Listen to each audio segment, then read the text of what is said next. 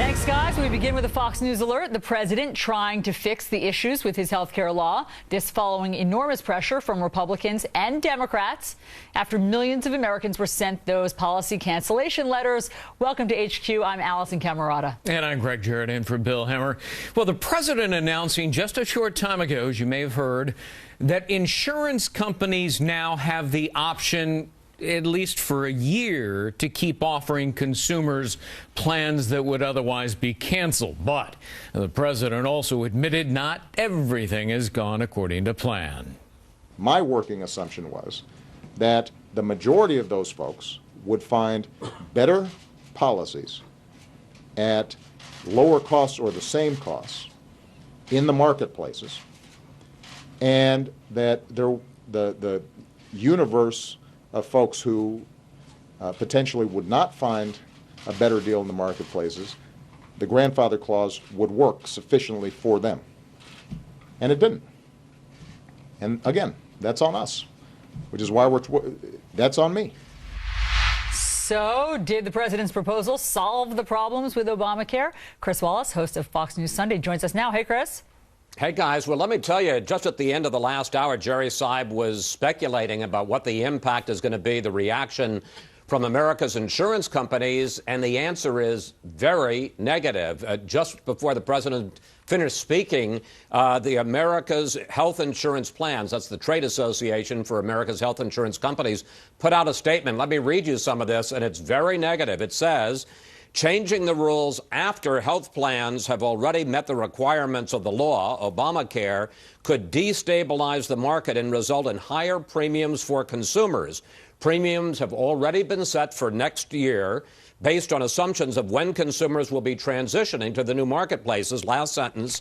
If now fewer younger and healthier people choose to purchase coverage in the exchanges, premiums will increase and there will be fewer choices for consumers. In other words, America's health insurance companies are saying you can't just hit the reset button, Mr. President. You can't just say all those people that we expected to go into the exchanges, including healthy young people, and their participation would lower the premiums for all of these new services that you're going to offer to older, sicker people.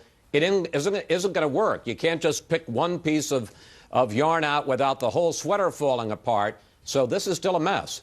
And, you know, the other part is that many of these healthcare providers, United Healthcare, Aetna, as long as 6 months ago, Chris, made the decision to get out of the individual healthcare marketplace. It made no financial sense.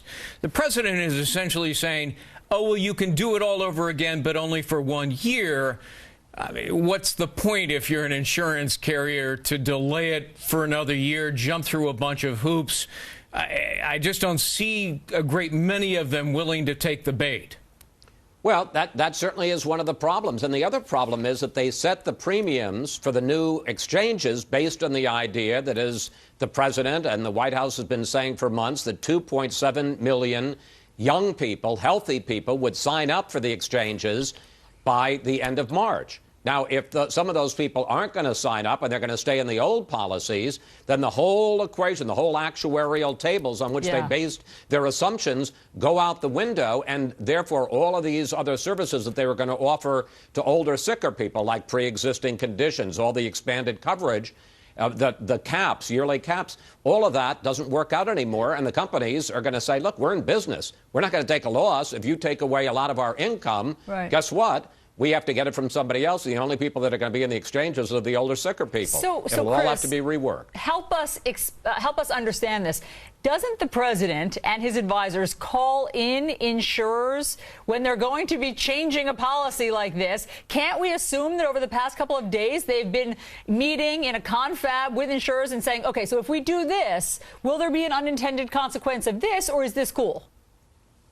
Are you really asking me that question really after all we've seen you. in the last month and a half with a straight face, Allison? Yes, because they can't be making these decisions in a vacuum. Why would they do that?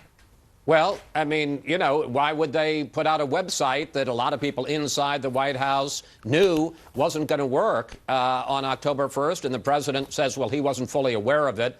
One wonders about that. You know, why would they promise that there wasn't going to be any people who wanted to keep their policies could keep their policies, when if they'd looked at their own regulations, they would have seen that wasn't true? I mean, it's a very good question, but the idea that they, you know, just the assumption that they had checked this out with the insurance companies, let me just say, reading this statement, they don't seem to have been on board. Whether they had been consulted or not, they certainly hadn't agreed to this. Yeah, in fact, one of the questions may have provided the answer when one of the reporters said, well, Mr. President, you're in this mess because you're so insular there in the White House and you don't talk to anybody.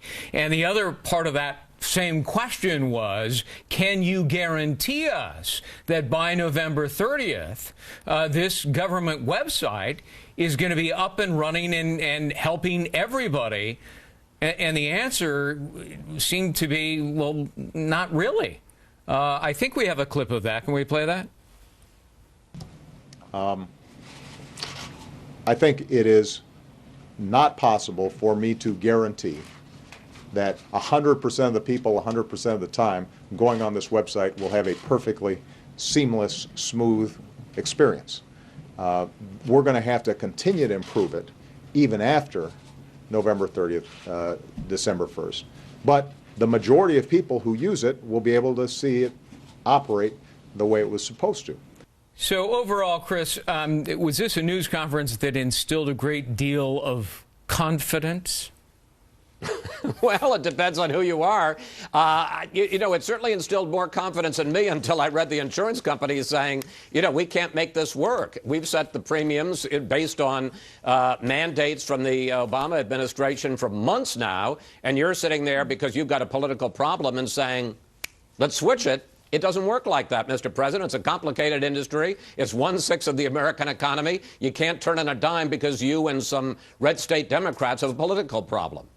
All right, Chris Wallace, I'm glad Greg and I entertained you so much in this interview. Always great to see you. Good to see you guys. I hope I entertained you. Yes, you answered our questions with more questions. We know that style. Thanks so much, Chris.